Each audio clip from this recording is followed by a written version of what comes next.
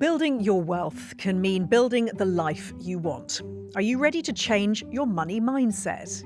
Everybody ought to be planning. What wealth gives people is opportunity and flexibility and choice. You have built a relationship with a client, and as you go on that journey with them and you see what you've built together actually come true and enable them to do what they want to do, it's really satisfying. You're privileged to be able to have that sort of exposure to your clients and that honesty with them in the relationship. It doesn't have to be scary. No, exactly. Yeah. So that's the top tip. Welcome to The Power of Good Advice, a series built on a simple belief: good advice shouldn't be kept behind closed doors. Everyone deserves to have clarity, to feel confident, to build a prosperous future, and to unlock the good advice that can lead you there. We believe wealth isn't just about numbers. It's about your goals, the people who matter to you, and the life you want to build. I'm Katie Derham, and I'm joined by two leading experts from Evelyn Partners: Investment Management Managing Partner Holly Merriman and Financial Planning Managing Partner Leon Buckley. There's a lot we'll be covering across this series, but we're going to kick things off with some pretty fundamental questions. Questions such as, are you ready to take control of your financial future? Do you know the cost of not doing so? Where and how should you start? And best of all, can you use this knowledge to get where you want to be in life?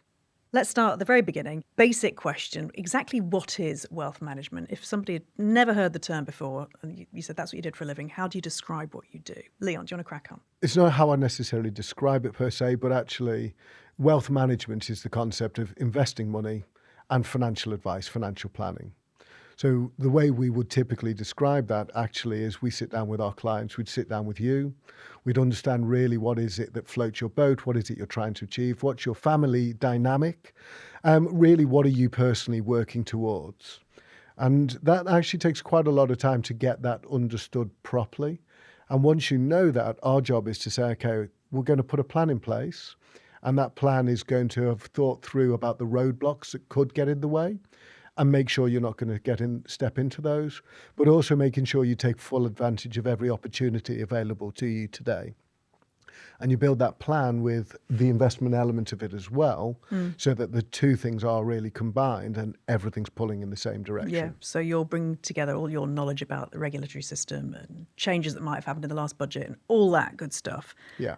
Come up with a plan, and then, if I understand this correctly, Holly, over to you to make that pot grow. Exactly. I think the second element of it is always, taking what you've got and making sure that you grow that wealth. So you're managing it, but also, managing it and growing it in the most appropriate way, given what you want to achieve later in life. And presumably also your comfort level with risk, I guess, as well, comes into that. Yeah, we have lots of detailed conversations around, what people want to achieve, what risk they need to take to get there, what roadblocks they might meet, and ultimately what risk they can afford to take, or, how they feel about risk. And what risk really is and what it means. You say high risk to anybody about anything and it sounds terrible, but actually when you put some colour around that, what it means in real terms and what the pros and the cons of it are, it's an easier concept to accept for people. They realise why they're taking that risk. Yeah. You say risk means different things to different people. Of course, wealth means different things to different people as well. So what kind of level of income are we talking about in a typical client, or does it matter? In short, it doesn't matter. Everybody ought to be planning. What wealth gives people is opportunity and flexibility and choice, really. That's what we're talking about. The more you have choice over, the greater amount of planning you can put in place. Now, that doesn't necessarily just mean being richer. That might mean that actually your normal lifestyle isn't really that expensive, so your income doesn't need to be relatively high. Likewise, you won't necessarily need as much capital in the bank. But when it really comes down to it, it's about how does that apply to what you're working towards. And you can do that if you earn 30,000, you can earn that if you earn 300,000 or 3 million, whatever the number. And ultimately, we're in a position that we can speak to most people about their requirements. So you find a broad variety of people are coming into your office? Absolutely. I mean, you get people seeking wealth management for lots of different reasons. So, it could be a high-earning professional who has got surplus income and wants to know what to do with it. You might have someone who isn't earning but's inherited wealth and, has never had that sum of money before and therefore doesn't know kind of what they need to do to make it work for them. You may have someone who's, going through divorce, who again hasn't really taken control of finances or is about to have a very different financial position. People selling businesses, entrepreneurs who suddenly come into substantial wealth may not have had to deal with that before as well. So you've got those that are potentially coming into wealth and those who are Already perhaps there. more already there or are working and earning and saving. And ultimately, it doesn't really matter how you get it, but it's what you do with it that's important, and making sure you're asking the right questions and you've got a plan. And actually, we talk about the type of person there. In practice, we're talking to families. So most of our clients will come to us with a parent, and that parent might have their planning needs. And they need to be talking together, because if a child is in their 30s or 40s and they're planning to do X, Y, and Z, and their parents are planning to do something completely different, those two things need to be aligned to make those plans work together. So it might be that they come in and talk to us about one question, and actually that conversation is a lot broader about their wider family. Yeah. So if you've got a person or a family, you'll have some planning and some investment needs, really. I've suddenly got this vision of what my daughters would tell me I should be doing with my money. I'm not sure you'd agree. All right, so I've decided that, yes, you've convinced me I need some financial planning. I need the help of a wealth manager. What happens next? Do I come in and see you, or is it filling in a form? What's the process? It's what works for you. So typically speaking, you would have a conversation with Holly and I, a 20-minute coffee chat, if you like, talk about what it is you're trying to achieve and if that's a good fit. From there, you would come in and have a more in-depth conversation with us really about what your family objectives and priorities are. And again, the two of us would be in that meeting. And from there, we'll sit down and we'll do some analysis, we'll do some reviews, we'll look at your financial position and we'll sort of see, basic SWOT analysis, what's working well, what could you do better, what's missing from your plan now. And we therefore identify where we're going to move towards. And that's your financial plan. And the financial plan is really very simple. It's going to be some actions that you need to take, stop doing, and actually an understanding of why, which is crucial. And then as part of that, almost a final sort of piece of the jigsaw is what is that investment strategy going to be like? And therefore, it's crucial that Holly and I are in that process throughout, because even though that the investment element might be the final piece, it's vital that Holly has understood you as a client throughout that process, so it's right for you. And once you've come up with a solution or a plan, how involved does the client have to be after that? Can they just let you crack on? Yeah, absolutely. And well, different clients have different levels of interest in what we do. We've got some clients who really want to be involved in the detail. They want regular updates. Actually, some clients want to be involved in the investment decision making. We have, services where we can give advice and they have the final say. We also have a service which majority of our clients give us the discretion to make decisions on their behalf. So we call it a kind of discretionary portfolio service. So that's more suitable for people that, want to agree the strategy with us and are happy for us to kind of get on and do it for them. And then we will meet with clients at least once or twice a year. But again, all guided by the level of detail that clients want. And there's want and there's time as well. Like a lot of clients would like to sort of be involved more, but simply don't have the time. Yeah. So knowing that they can actually engage us to do that for them it just takes another thing off their plate. Yeah, I can imagine there must be people who come in and say, I didn't know I had a great aunt, but she's left me her cottage, or or somebody's told me I really ought to be. I have had a death of a great aunt. Have you really? I've actually genuinely had that, yeah. Well, you see, they have a tendency to. They do. They often have a lovely little cottage as well, in my experience. But I'm sure people come in with very clear ideas, or they've been given some advice by a mate, and they've said, I've been told I ought to be buying X, or I should be investing in Y, and they're coming hoping that you'll just make that happen. I mean, how do you deal with that? The advice from a friend and all the rest of it, I think typically if a client is sitting in front of us, they kind of recognise that actually there's probably a bit more of a need than asking their mate in the pub about what they ought to be doing. It's not that challenging really, because people are talking to you about a question. You just have to make sure you get to the hub of what they're really asking you, because a lot of the time people will come to you with a solution and they say, this is a solution I've got, how do I get it, or what do you think about that? And the process is to take them right back before that to understand what problem are we working to fix. Is that quite hard to get to that sometimes? I think it's done badly a lot of the time. If somebody comes in and says, I've got £1 million I want to invest, I think a lot of advisors out there will be very quick to say, great, let's stick it 100% NVIDIA. In practice, actually, it's about taking the time, and people don't really understand what they are trying to achieve a lot of the time. So when are you going to retire, to pick on the most obvious one? A lot of the time that was defined as 65 because that's when we got our state pensions, without actually really thinking about what do I want to do. So you need to spend quite a bit of time to challenging the clients. The other one we get all the time is, I don't want to pay inheritance tax. But the next question typically is, well, is it the inheritance tax you don't like, or do you want your family to inherit more? And the two don't necessarily go hand in hand. They just recognise inheritance tax as the problem. So you just have to take the time and really listen, but listening really takes quite a bit of asking the right questions first, and that comes with having sat in, I don't know how many meetings we've sat in with clients, but a lot. Yeah. Must be very satisfying, though, when you get the nugget of, oh, actually, what you're really saying is that you want to leave a nice lump sum for your grandchild, or, I really want to be able to finance my windsurfing hobby, or whatever it might be. It must be pleasing when you get to the heart of it. Yeah, absolutely. I think when we, ultimately you have build a relationship with a client and you really understand where they want to get to, and as you go on that journey with them and you see what you've built together actually sort of come true and enable them to do what they want to do, it's really satisfying. It's nothing better than kind of growing with a client in their life journey. Some people come to us and, they might be unhappy in their role at work, or, they want to know if they could afford to stop, or it's the decision around, I want to carry on working because I love it, not because I have to. And, I absolutely love coming out of those meetings where you sort of can say, look, I've actually demonstrated to you that now that if you want to stop tomorrow, you can. Or if you love your job, you can carry on doing it, but you don't have to. And those meetings are, really sort of rewarding. When you come out of them, you think, well, actually, that's why we're doing what we're doing, because we are helping people. Yeah, we get to take part in our clients' lives. Yeah, a bit. it's fantastic. You get that update of what the kids are doing, the union, all those things, and they finally get the house, or they've done the development. Yes. You're part of it. It's really nice. It's a really nice thing to be. You're privileged to be able to have that sort of exposure to your clients and that honesty with them in the relationship. And any particular life stories that stick in your mind that you sort of witnessed or helped shape, mould?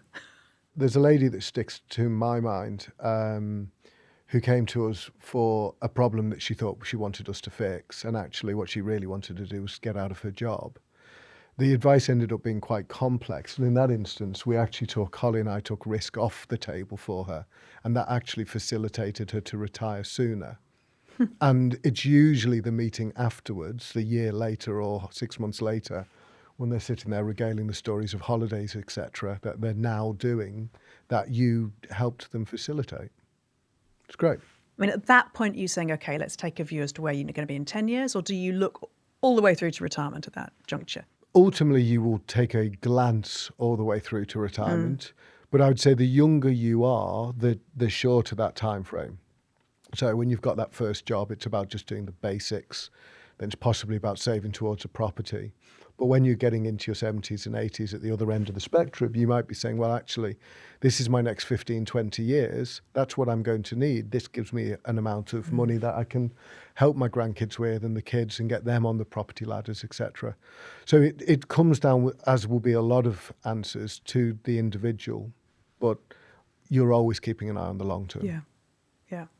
And I think there's quite a common sort of life cycle for most people. So, and what help you need or what advice you need at different stages in life is quite varied. So, when you're a bit younger and you're working, it might be you're saving a little bit what you can, or it's about your pensions. And then, maybe you have a family and suddenly your expenses go up and you've got debt and you can't necessarily afford to put money away in savings. So but you might be a high earner, so then you've got to think about your pension and all of those things. And then, I think the kind of relationship that we have with our clients, with our kind of different hats on, the sort of dynamic shifts as people's needs shift. So there'll be some clients where, actually the financial planning and, that side of things is like the real priority. And then the investment piece is, ticking along in the background. And then sometimes that can switch when the sort of planning requirements are quite steady and clients focus more on how their portfolio is performing, because actually it's just about growing at that point. So I think the advice people need changes over the course of their lifetime. Yeah. And we shift, I guess, our focus on what we want to do to help people. Historically, it's been an issue about sort of short and not long term. So the concept was always, you do this because it's beneficial today, without any concept of how you necessarily would unwind that in the future or actually turn that sort of growth and that capital into the money that's going to be your cash flow of another day. So you always have to keep an eye on both, but it does really depend on what your immediate need is going to be. And without wanting to, terrify anybody who's listening or watching to this, clearly you will have seen examples of when people didn't plan appropriately, and there's some pretty bad results from that. It can, or certainly disadvantageous results, should we say? I mean, I don't know if you want to share any of those examples now. I mean, I've recently had an experience with someone that came to us, a high earner who hadn't understood the sort of impact that the pension allowance had and had been overpaying into their pension for several years and had just had to pay a massive bill to HMRC as a result. And that we would say is kind of the basic planning. But if you don't understand the rules, which are changing a lot, change regularly and are often opaque. Yeah, and very hard to and actually the costly mistake is what's brought them into kind of wanting to seek advice, because they don't want that to happen again, but also have realised that they just haven't paid attention to things and need to. So the mistakes are not unheard of, but I think what we typically will see is you get people who've just come in with a whole disjointed financial circumstances. One thing is pulling left, the other is pulling right, and not really working for them, and certainly not based on their individual circumstances or the family circumstances. So I think it's usually that hodgepodge piece that we see as probably the problem from a planning perspective. The other issue, the thing that probably heard clients say the most is, I wish we'd come to speak to you X years ago. Yeah. Either because they've stayed in cash for too long, or they're sitting in front of us and they find out that there's things that they could have done. The longer you sit with your planning team and your investment team, the better the outcome will be when you get to the whatever it is you're trying to achieve. It's really that simple.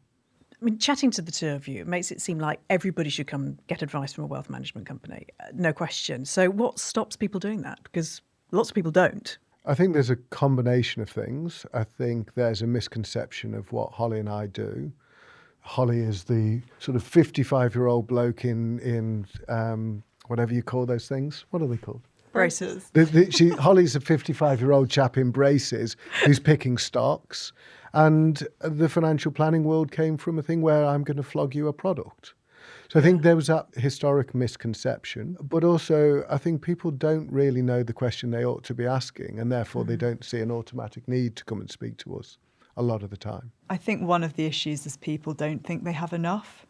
And as we've touched on, there's no lower limit. No lower limit. No. And, quite frankly, I've had that challenge from people who have more than enough to sort of have that conversation. And it's always surprised me that they would think that it wasn't something that they should do. It's surprising how often we get asked that. Have I got enough? Am I too small for you? It's a very strange question. Yeah. So I think the industry has generally done a bad job of blowing away this mystery around what wealth management might be, and that it's only sort of deemed for the sort of ultra sort of wealthy, high net worth, ultra high net worth, but that's not the case at all. And actually, wealth management, financial advice, investment management, we don't help ourselves by labeling it in so many different ways. But I think that's the main misconception. So hopefully this kind of demystifies some of the misconception there about how what we do is really appropriate for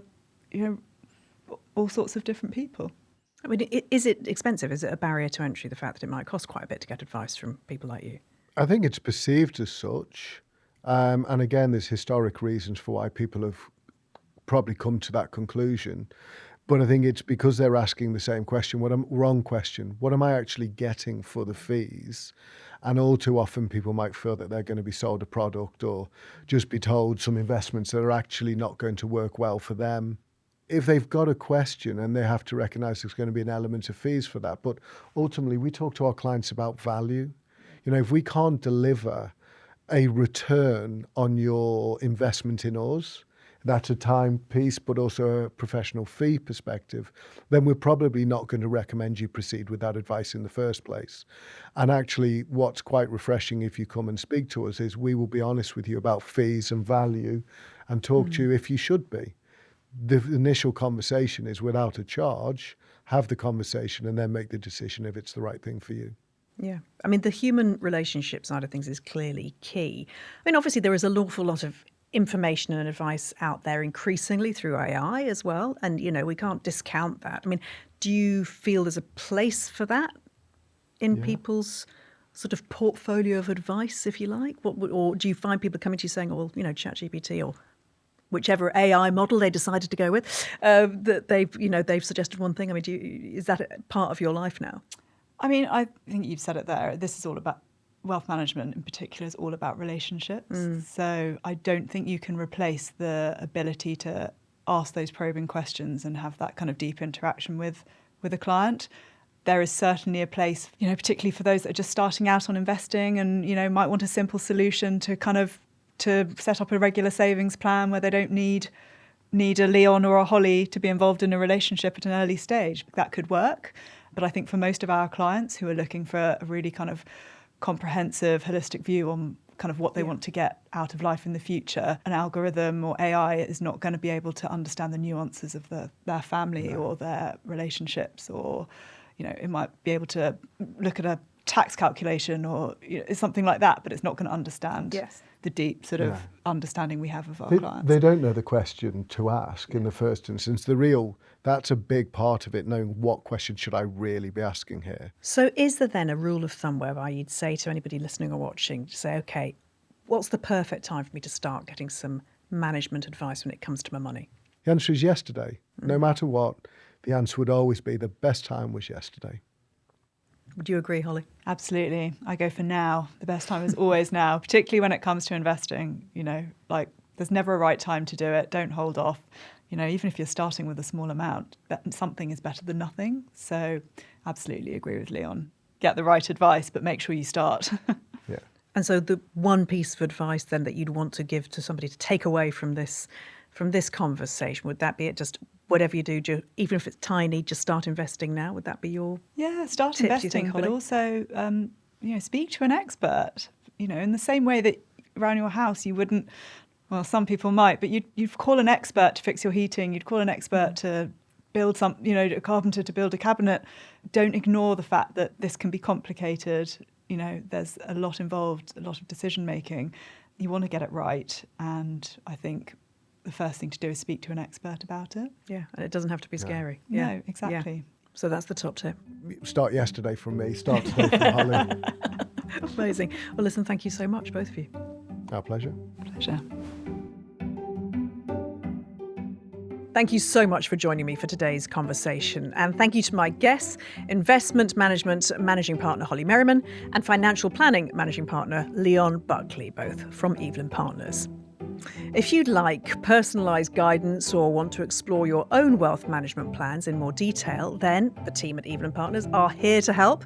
Just follow the link in the description below. Thank you for watching and goodbye.